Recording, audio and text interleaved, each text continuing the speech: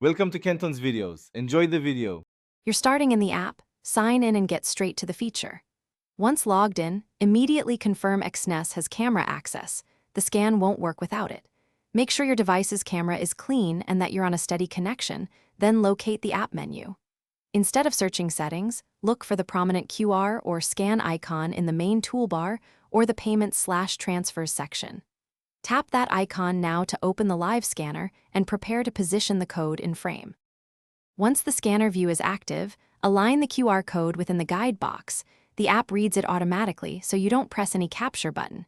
If the camera struggles, move slightly farther or closer until the code becomes sharp and tilt to remove glare. Lighting matters. Make sure the code fills most of the frame, not tiny in a corner. If autofocus fails, tap the screen to force focus. After a clear read, the app will parse the code and display the linked action or payment details for confirmation. After the scan, the app shows the decoded content. Review it carefully before you accept or complete a payment. If nothing happens, close and reopen Exness, then retry. A quick permission reset in device settings can fix persistent camera access issues. If the QR keeps failing, test with another code to rule out a damaged image or use a different device's camera.